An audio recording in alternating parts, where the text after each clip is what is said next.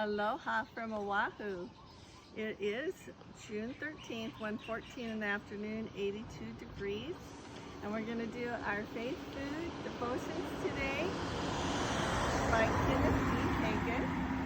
And the title is Restoring the Soul. And the scripture verses are, the first one is Psalm 23:3. Restoreth my soul. You know, that's from the 23rd Psalm. And then Romans 12:1 and 2. I beseech you, therefore, brethren, by the mercies of God, that ye present your bodies a living sacrifice, holy, acceptable unto God, which is your reasonable service. And be not conformed to this world, but be ye transformed by the renewing of your mind, that ye may prove what is that good and acceptable and perfect will of God. So how do we find out God's will? We get into the Word.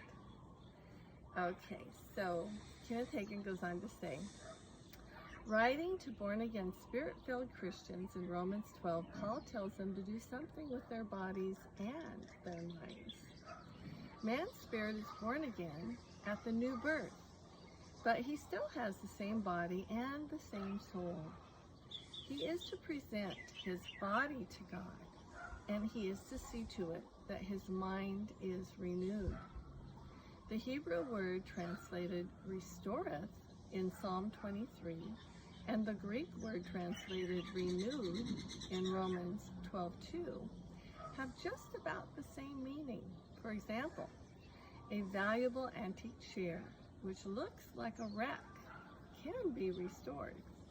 Afterwards, it's still the same chair, but it has been renewed. A man's spirit is never restored.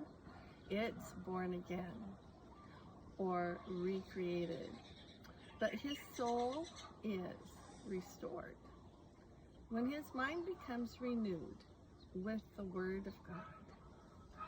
The greatest need of the church today is for believers to have their minds renewed with the Word of God.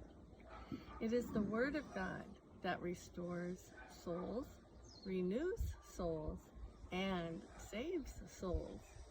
So I have a confession. I'll say it once, and then Keith will repeat it after me so you can say it out loud with him if you wish.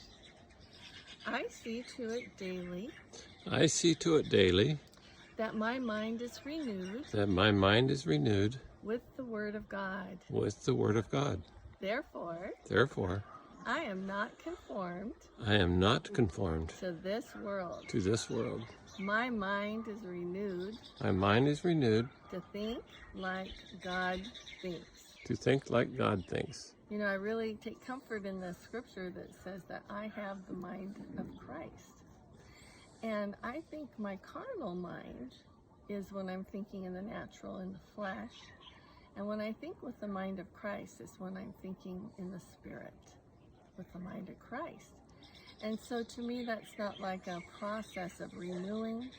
That's just switching gears, going from the natural into the supernatural. And so when we're walking in the spirit and not in the flesh, we're going to make good decisions. We're going to do good things because we're walking in the power of the Holy Spirit. So these are just awesome things to dwell on. But you know, I get my revelation from reading the Word, praying in tongues over it, asking God for interpretation, and then having Him teach me. The Holy Spirit's my teacher. Teach me what the Word is saying. And you have to dig in deep. You have to get into the original languages in Hebrew and Greek, because the Bible isn't always very well translated. The Word of God is true. You just got to dig to find out what that word is. And that's what you stand on. That's what you fight the devil with. It is written. That's what Jesus fought the devil with in the wilderness, was the Word of God. That's why it's so important that we know it, so he can't tempt us to pull us into unbelief. We have to be believers, because when we believe, God credits it to us as righteousness. Okay, God bless you. Have a beautiful Tuesday afternoon. Aloha. Mwah.